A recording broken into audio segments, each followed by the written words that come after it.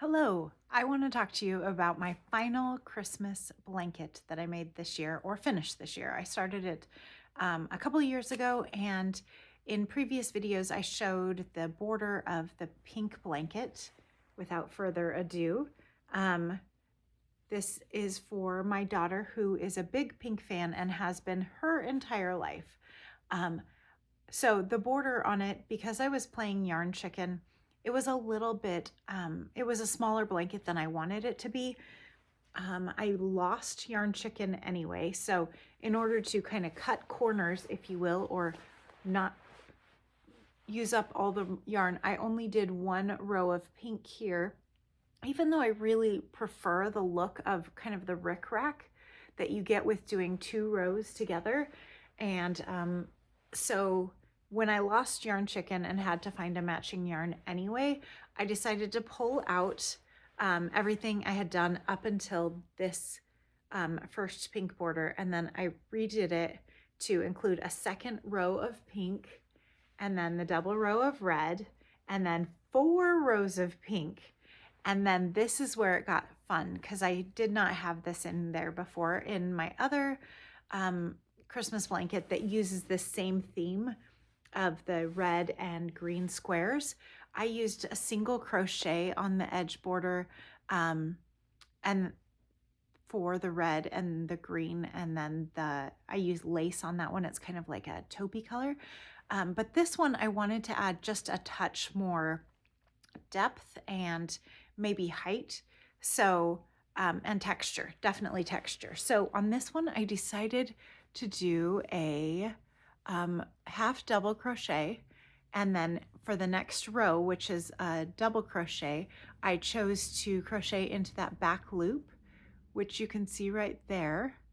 And that makes that whole braided like crochet area kind of pop. I'm trying to show you the definition of these. So I did that for red and for green. And then, like I said, a double crochet in between them.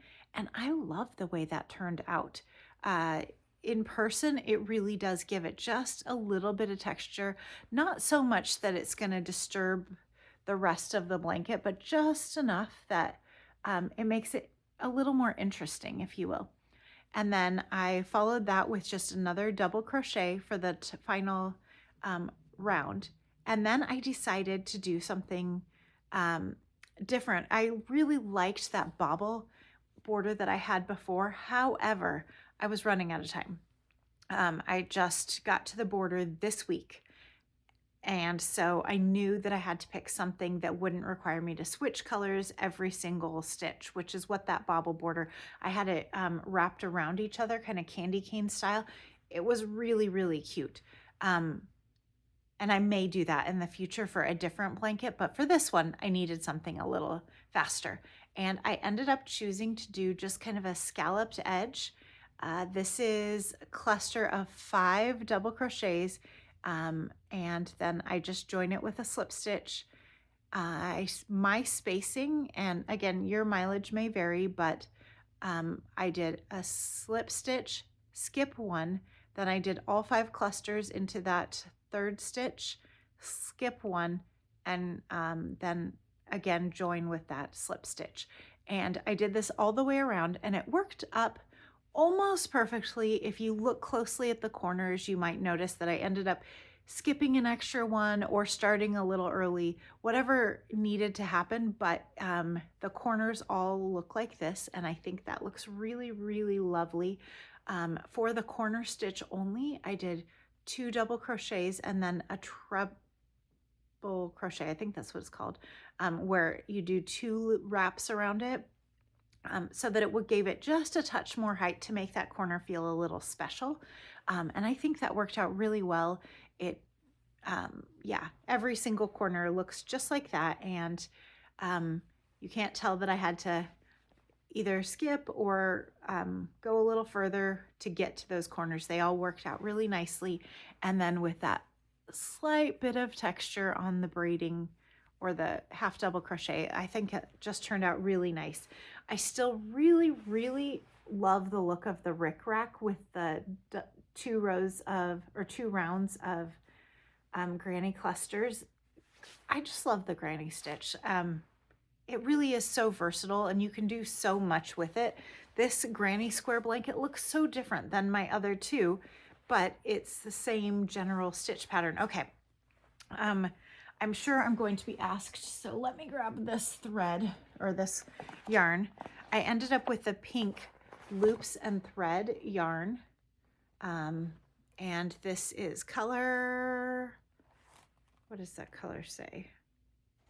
Does it not have a color name to it? That would be unfortunate. Oh, blush.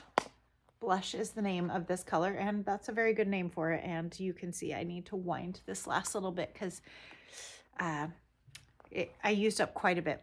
So I definitely had to purchase that. I don't think that was the original color that I used. I purchased this from Michael's a couple weeks ago.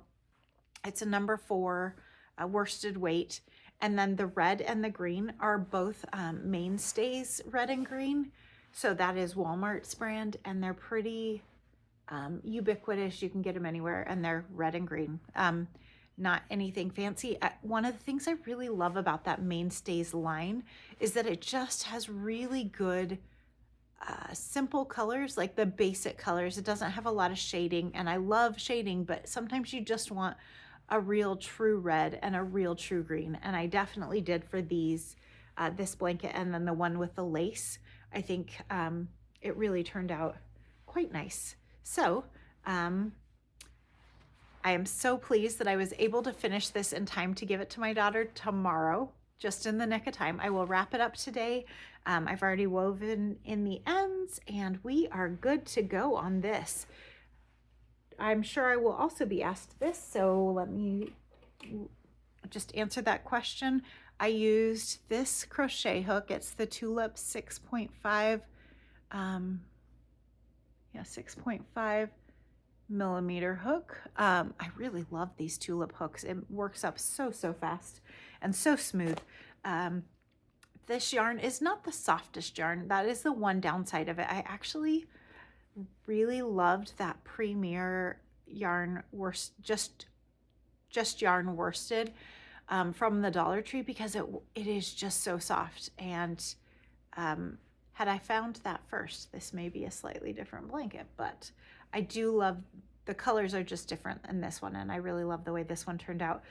I don't know how many skeins of yarn I used, but this, to just give the overall specs again of this blanket, it's 48 squares, 6 by 8, and all of them are 2 rounds of red, 2 rounds of green for the granny, and then a continuous join for the pink, followed by 2 rounds of pink, and then straight into 2 rounds of green, 2 rounds of pink, 2 rounds of red, and then I wanted it, again, I wanted more width and height, so I kind of made a real chunky border. You know, like the blanket itself ended with this first round of pink there, as far as just the granny squares. Like I could have called it done at that point, but I added in, gosh, that's 10 inches of border all the way around, because I really did want it to be a more substantive blanket.